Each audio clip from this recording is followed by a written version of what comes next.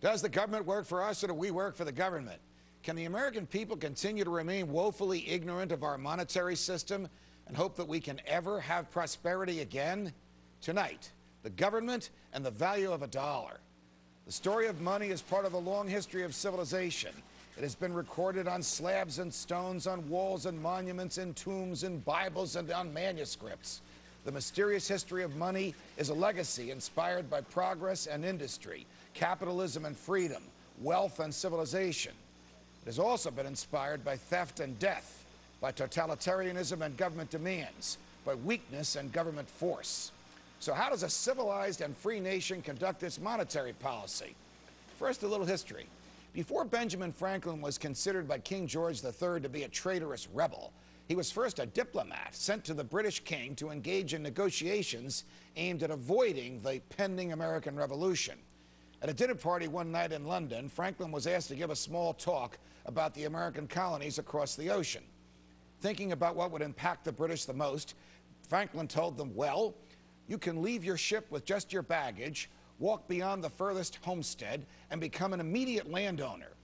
His dinner companions couldn't believe him. You mean, they asked, you don't need the permission of the government or a loan from the government's bank to own property in the colonies across the sea? When they finally quieted down, Franklin told them a shocking truth. It's quite simple. We have created our own currency. Well, who were these colonists to create their own currency? How could a currency possibly sustain prosperity without a central bank to control it? Who were these colonists to own property without the government's approval or the involvement of the government's bank? The British Parliament almost immediately outlawed colonial scrip.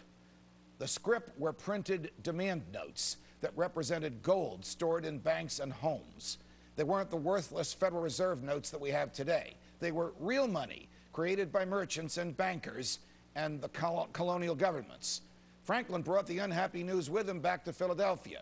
Later, he would be known to say, you know, we would gladly have borne the little tax on tea and other matters had it not been they took from us our money, which, when they took it, created great unemployment and dissatisfaction within a year. The poorhouses were filled. The hungry and the homeless walked the streets everywhere.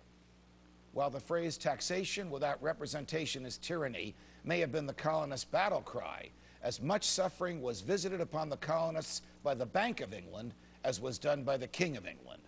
So you see, one of the founders of the United States of America had no difficulty whatsoever identifying the root cause of misery in the colonies: central banks controlling money.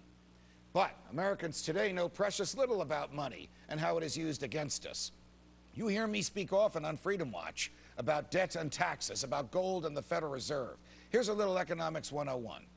The topics dealing with issues of taxing and spending are what's known as fiscal policy, and the topics dealing with issues of inflation, the Fed, and the creation of money itself are what's known as monetary policy. Monetary policy is about how money is created, and fiscal policy is where it's destroyed by the government. It's not enough that Congress and the government destroy the fruits of our labors and consume them with wasteful spending and thieving taxation, but the manner in which money is created by the Federal Reserve out of thin air, with no gold or anything of value to back it, is abhorrent, immoral, unconstitutional, and quite simply un-American. If you or I printed cash in our basements and used it in voluntary transactions, we'd go to jail. The Constitution says that only Congress can coin money and set its value. So how did this private bank get to print our money? The government gets its powers from the consent of the governed. We didn't give that power to a private bank. In America today, we have a private central bank with the monopoly power of printing money. It is an unelected, secretive, and dangerous institution that manipulates the economy by destroying the purchasing power of those who work and save and transferring it to those who kill and steal, tax and destroy. What is it? You know, it's the Federal Reserve. Twice before, we had national banks that were abolished by Congress, but the creature from Jekyll Island, that's the place off the coast of Georgia where the Federal Reserve was hatched, lives on today, risen from the grave, and now intent on devaluing our future and keeping Americans in the dark about the truth of where their money comes from. Don't let any fancy talk from the New York Times or the liberal media or Treasury Secretary Geithner fool you. The federal government, that would be you and me, the American taxpayer, borrows money from the Federal Reserve and must repay that money with interest. Before the Fed existed, the Treasury directly circulated currency backed by gold. Since the Fed, we pay interest just to have the money. We effectively rent our money from the Federal Reserve, and our money is just worthless pieces of paper. Does it make any sense that if we can't pay our bills with the money we have already rented from the Fed, that we should rent more money from the Fed? Of course not. But that's just what the president wants to do by raising the debt ceiling.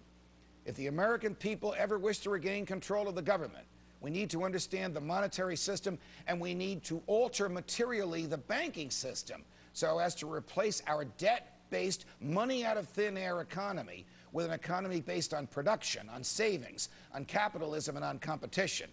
Only then can true prosperity return. Boy, if we ever get to audit the Fed and its money lenders, the demand to end the Fed will become overwhelming. Tomorrow on Freedom Watch, Congressman Ron Paul will be here from New Hampshire, right after he announces, I think, that he will run for President of the United States. From New York, defending freedom every night of the week. So long, America.